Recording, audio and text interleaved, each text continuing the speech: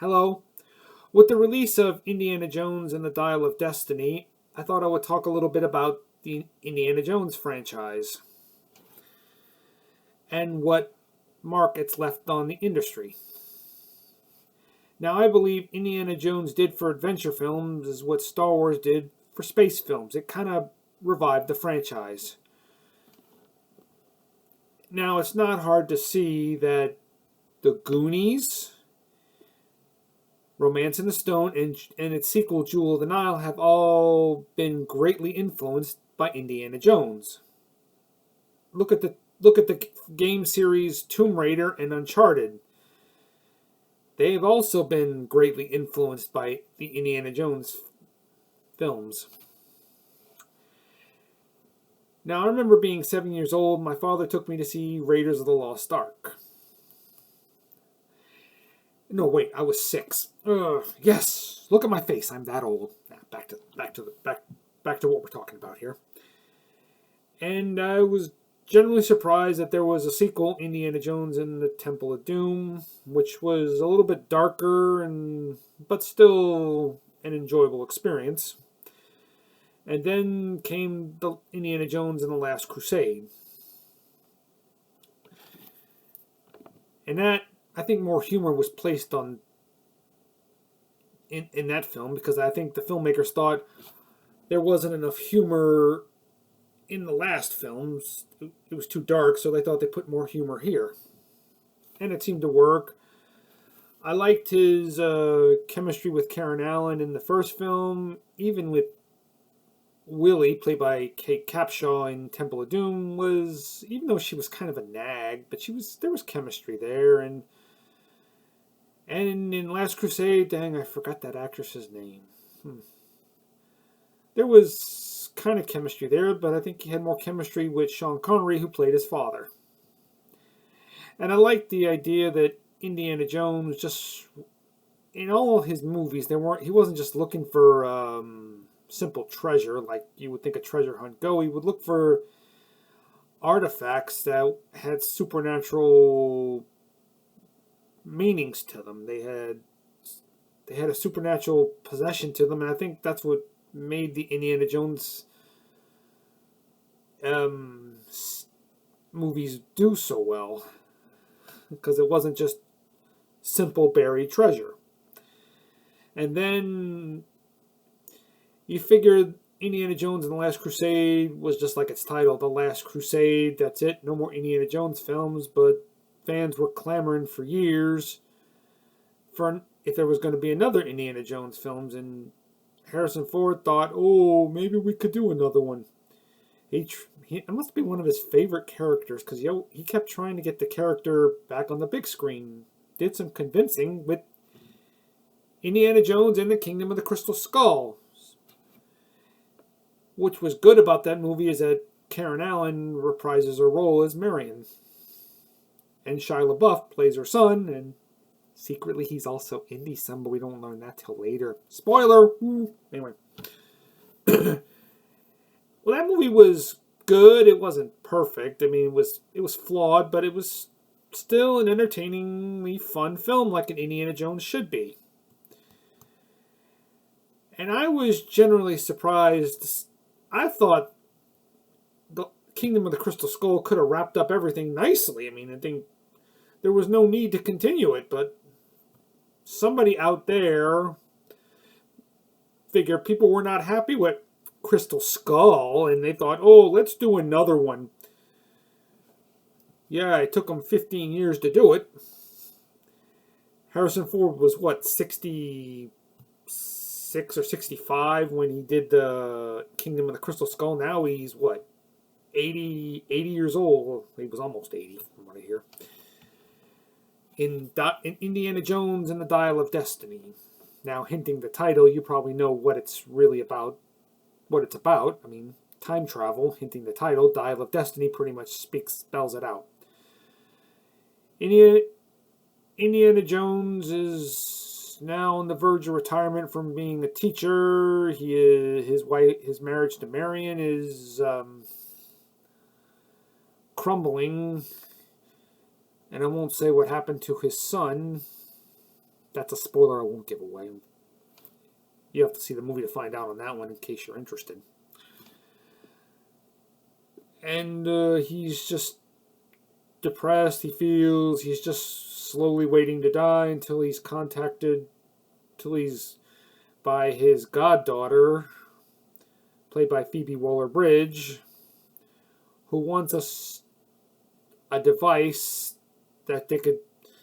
He only has one half of the device, and he's got to find the other half. And when you put it together and you reach the sky at a certain time, it can cause time travel.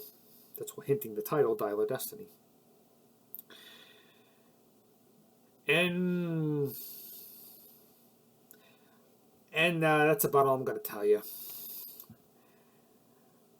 I gotta say, is Indiana Jones and the Dial of Destiny a good film? No. It's passable at best, let's put it that way. There were some things I liked about it. I liked Harrison Ford as Indy, showing a man who's out of his time. He is like, I mean, he plays it very realistically. He plays it like a guy whose age is catching up with him. I mean, well, there is a scene where he doesn't have a shirt on, and I gotta tell you, he's in fabulous shape. The man really, Harrison Ford really takes good care of himself. Even at 80, I could just look at him, he looks like he can kick my butt. Not that I would ever want to fight Harrison Ford, but I'm just letting you know that. And I gotta say, some adventure scenes do pretty well. I mean, and he does, like I said, his performance showing a man who realizes his youth is not with him anymore as it used to be is well acted pretty well. Now, and some action scenes are okay at best. They're watchable. What doesn't work is Phoebe Waller-Bridge. Now, let me get this out the way. I don't hate Phoebe Waller-Bridge. I think she's a very talented actress. I think she can be quite versatile when she wants to be, although I haven't seen much of what else she's been in. But here, I found her unbearable in this movie. Her over-the-top, know-it-all-ish attitude just made me want to get up and leave the theater. If I couldn't stand a character that much, sorry. I mean, what's the point? I mean, and I didn't feel, unlike his other ladies in past Indiana Jones films, I didn't feel she really clicked with Ford. I mean, good thing she's not a love interest. Whew. I just didn't feel that they had any chemistry. They just didn't really click with each other, and I found her presence quite annoying most of the time when, let's say he's telling a sad story, and then when he tries to leave, she comes up with a silly remark. Unlike he's opened up his heart to you, and yet you come back with a stupid remark. Oh, Indy doesn't respond. Although any other man would have responded with, "Shut up." And she does have a kid sidekick. Kind of remnants of his sidekick in Temple of Doom, Short Round, played by Ki Hai Kwan. I really wished Ki Hai Kwan could have made an appearance in this movie. I would love to see how Short Round's been through the years.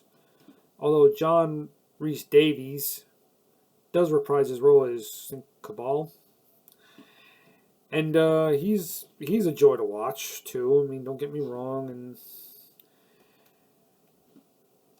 And the problem is, with Phoebe Waller-Bridge, even some moments where I felt she came across like she's having a redeemable arc, I had trouble buying it. She just didn't seem like it just didn't really convince me she was having a redeemable arc, and when even moments where it came across like it was happening, it just didn't really convince me. I'm not gonna tell you how this movie ends, but I I was losing interest in their mission. It just started just to lose me all half the way. Now, Mads Mikkelsen, great in this movie. Through his calm and collecting attitude he does as a villain, you get to see, you can't help but see there's madness behind those eyes, and he definitely portrays that very well. So Mad Michelson was good, Harrison Ford was good, Phoebe Waller-Bridge not so much, and some action scenes were all right, but they're in their mission and what they're trying to find started to lose me half the way.